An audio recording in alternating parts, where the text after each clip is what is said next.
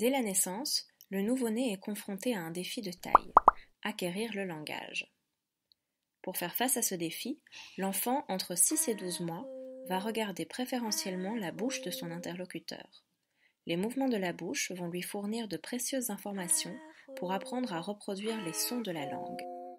En adoptant par exemple la même position des lèvres que son interlocuteur, l'enfant va pouvoir petit à petit reproduire les mêmes sons que lui. Mais pour accorder une importance particulière aux mouvements de la bouche, l'enfant doit d'abord se rendre compte que les sons de la parole sont couplés aux mouvements de la bouche. En d'autres termes, l'enfant doit se rendre compte que les mouvements de la bouche apparaissent au même moment que les sons qu'il entend. Cette capacité dépend de ce qu'on appelle l'intégration sensorielle. Qu'est-ce que l'intégration sensorielle?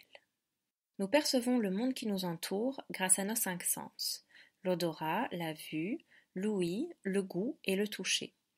Nous combinons les informations sensorielles qui proviennent de ces 5 canaux pour appréhender notre environnement.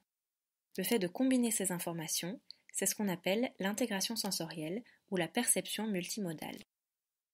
Pour revenir à la question du langage, prenons l'exemple d'un parent qui parle à son enfant. L'enfant va devoir traiter de l'information visuelle, comme les mouvements de la bouche, et de l'information auditive, les sons émis par son parent. S'il traite ces informations ensemble, il pourra découvrir que les mouvements de la bouche sont synchrones par rapport aux sons qu'il entend.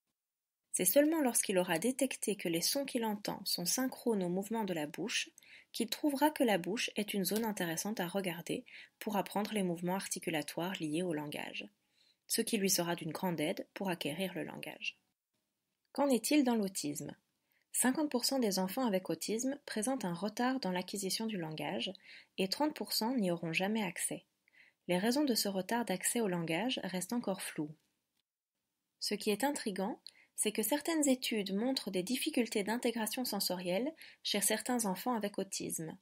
Chez ces enfants, les informations issues des 5 canaux sensoriels seraient traitées séparément plutôt que de manière combinée. Cette théorie a poussé les chercheurs de notre équipe à se demander si les difficultés d'intégration sensorielle ne jouent pas un rôle dans le retard d'acquisition du langage. En effet, si les enfants avec autisme traitent un canal sensoriel à la fois, ils auront des difficultés à détecter que le son est synchrone au mouvement de la bouche et par conséquent, ils ne s'apercevront pas que les mouvements de la bouche du parent sont une aide précieuse pour reproduire les sons entendus.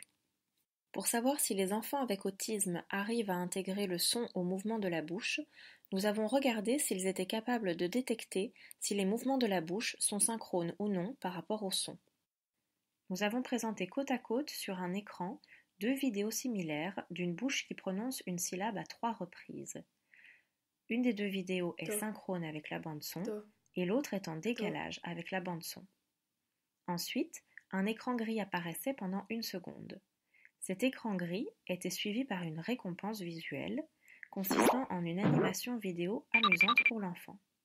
Cette vidéo amusante apparaît toujours du côté de la vidéo synchrone. Voici un second exemple. Cette fois-ci, la vidéo synchrone est à gauche et donc la récompense apparaîtra à gauche. La seule consigne qu'on donnait aux enfants était de regarder les vidéos. Une petite caméra située en bas de l'écran de l'ordinateur nous permettait d'enregistrer les mouvements de leurs yeux pendant la tâche. Au fil des essais, l'enfant va comprendre que la vidéo amusante apparaît toujours du côté de la vidéo synchrone. Par conséquent, lorsque l'écran gris apparaît, il va avoir tendance à déjà placer son regard du côté où la récompense doit apparaître. En d'autres termes, il anticipe l'endroit où la récompense va apparaître.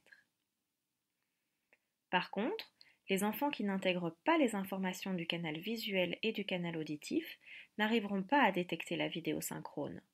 Par conséquent, ils ne sauront pas où ils doivent regarder lors de l'écran gris pour anticiper l'apparition de la vidéo de récompense. Nos hypothèses sont donc les suivantes. On s'attend à ce que les enfants au développement typique arrivent à faire la distinction entre la vidéo synchrone et la vidéo asynchrone. Par conséquent, lors de l'apparition de l'écran gris, on devrait voir plus de fixation du regard dans la zone où va apparaître la vidéo de récompense. Par contre, on s'attend à ce que les enfants avec autisme et plus de difficultés à distinguer la vidéo synchrone de la vidéo asynchrone. Par conséquent, lors de l'apparition de l'écran gris, ils ne sauront pas où regarder. On devrait donc voir plus d'erreurs, c'est-à-dire plus de fixation du regard dans la mauvaise zone, ou encore plus de fixation du regard ailleurs sur l'écran si l'enfant ne sait pas du tout où regarder. Enfin, pour vérifier si cette difficulté à intégrer le son et le mouvement n'est pas limitée qu'au son de la parole, nous avons réalisé une deuxième session de testing avec chaque enfant, mais cette fois-ci, les vidéos étaient de courts dessins animés dans lesquels les sons produits ne sont pas des sons langagiers, mais des bruits d'objets. Voici un exemple.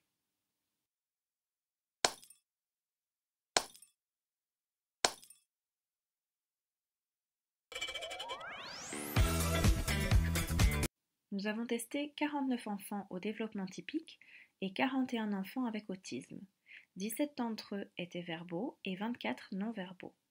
Pour la moitié des enfants, la récompense apparaissait toujours du côté synchrone et pour l'autre moitié des enfants, la récompense apparaissait toujours du côté de la vidéo asynchrone. Voici les résultats obtenus pour la condition des sons du langage.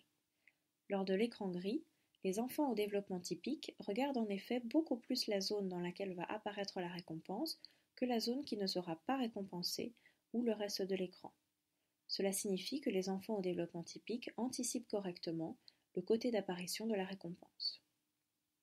Les enfants avec autisme regardent également plus la zone qui va être récompensée par rapport à l'autre zone. Donc, ils arrivent aussi à anticiper la récompense. Mais par rapport aux enfants au développement typique, ils anticipent moins bien. Par contre, ils regardent plus le reste de l'écran que les enfants au développement typique. Comme ils ont des difficultés à distinguer la vidéo synchrone de la vidéo asynchrone, ils ne savent pas où ils doivent regarder sur l'écran. Regardons à présent ce qui se passe dans la condition des sons non langagiers. Les résultats sont assez similaires puisque nous observons à nouveau que les enfants au développement typique regardent plus longtemps que les enfants avec autisme dans la zone où va apparaître la vidéo de récompense, ce qui signifie qu'ils anticipent mieux le côté où va apparaître la récompense et donc qu'ils font plus facilement la distinction entre vidéo synchrone et asynchrone que les enfants avec autisme. En résumé, on remarque que les enfants avec autisme sont capables d'anticiper le côté où va apparaître la récompense. Ils sont donc capables de distinguer les vidéos synchrones des vidéos asynchrones. Cependant, ils le font moins bien que les enfants au développement typique. Lorsque nous analysons séparément les enfants avec autisme verbaux et les non-verbaux, nous voyons que les enfants verbaux anticipent déjà mieux le côté d'apparition de la récompense que les enfants non-verbaux. Les difficultés plus importantes à détecter si un son est synchrone au mouvement de la bouche ou ne l'est pas semblent donc liées aux capacités de langage de l'enfant. Cependant, cette différence entre les enfants avec autisme verbaux et non-verbaux devra être confirmée par d'autres études qui disposent de plus de participants dans les deux groupes. En conclusion, nos résultats montrent que les enfants avec autisme, en particulier les enfants non-verbaux, ont des difficultés à détecter lorsqu'un son est synchrone ou non à un mouvement. Cette difficulté peut être une des causes du retard d'acquisition de langage chez beaucoup d'enfants avec autisme. Si comme notre étude semble l'indiquer, les difficultés d'intégration sensorielle jouent un rôle dans le retard d'acquisition du langage chez les personnes avec autisme, d'autres études seront nécessaires pour trouver le moyen de remédier à ces difficultés sensorielles. Dans ce cas, stimuler les capacités d'intégration sensorielle à travers le jeu par exemple, pourrait peut-être les aider à surmonter ces difficultés et réduire le retard d'acquisition du langage.